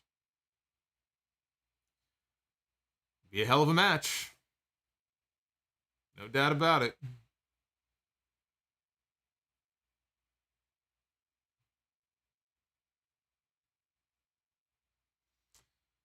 Drew Johnson with the $2. Nope. I read your super chat a few minutes ago, brother. And I thanked you for it. It was one of the big bombs of the night. But I did read that a few minutes ago. Did I see pictures of Vince in his 77th birthday? I saw a picture of Vince's hand as he was trying to cover up his face when he was coming out of the restaurant. He was coming out of the Waverly. It's here in the city. I hear good things about that place. I haven't actually eaten there yet, but I've heard good things about that place. But yeah, it was a whole big party. John Cena was there. The Undertaker was there. Brock Lesnar was there. Pat McAfee was there. Linda was not there.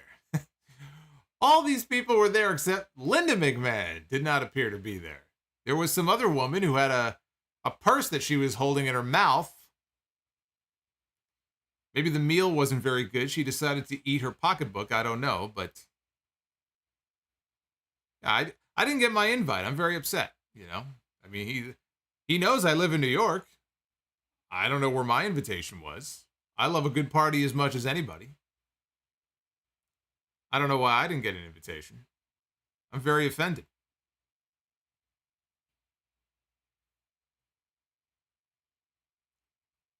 Dr. Dakota Scorpio, I bet $10 that we won't even reach 715 likes. No, we're gonna fall just short tonight, but we'll get it on the archive version. And Darth Panic, can we get warming for not reaching 750? I don't know what that is. I'll tell you what I will give you guys though. Laughing at all of you because we fell short. We fell short tonight. But there is always Monday. Yes, I am going to be live again on Monday night. We're going to cover Monday Night Raw. Kind of have to, because it doesn't make any sense to review Raw on the Sunday show next weekend, given that the pay-per-view is on Saturday. So we may as well cover Raw on Monday. So I will be live on Monday night for Raw. And, of course, episode 771 of the podcast on Sunday. We got a lot to cover. A lot of ground to cover. A lot of AEW stuff going on, not just with CM Punk, but with Eddie Kingston and Thunder Rosa. There was video game news this week that got lost in everything, and there was big WWE news with Jeff Jarrett and Road Dogg and just the draft and all kinds of stuff going on, right? There's never a dull week, it feels like. This entire year. Never a dull week when it comes to wrestling. But anyway.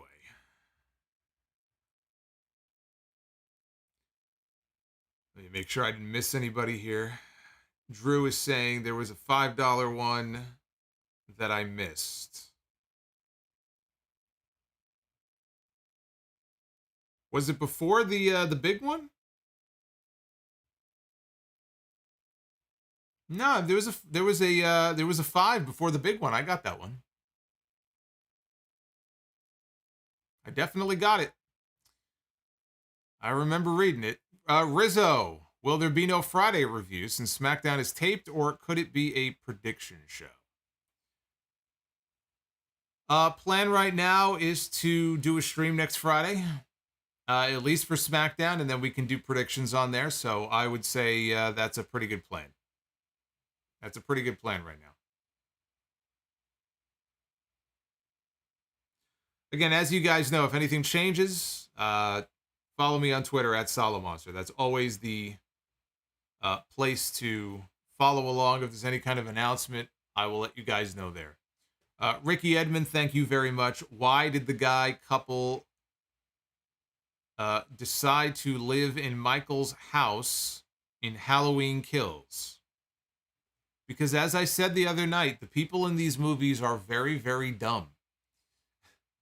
And because they want people to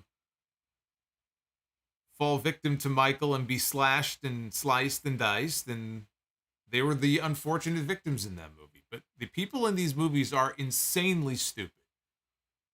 Like, incredibly stupid. So, I don't have any sympathy for them. They get what they deserve. But I am very much looking forward to Halloween Ends, which I found out this week. Halloween Ends is going to be dropping on Peacock on the same day that it comes out in the movie theater, which is great. I don't even have to leave the house. Watch it from the comfort of my own home.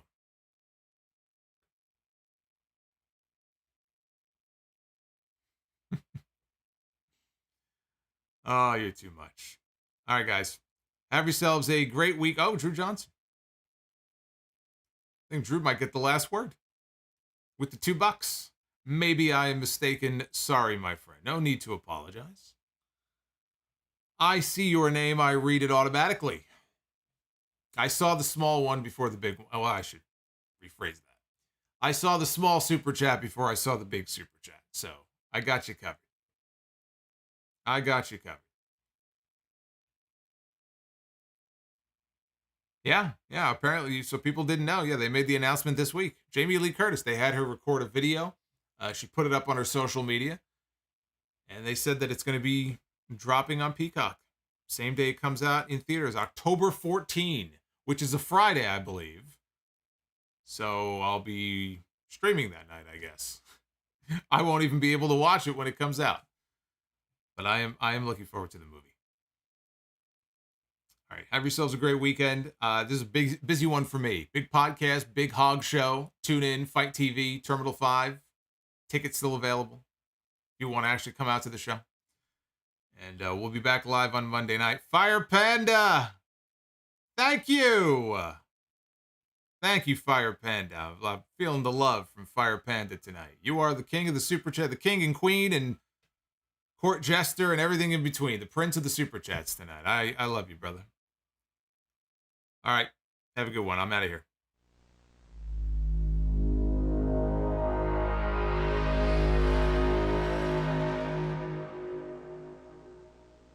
Drew Johnson. Look at this SOB.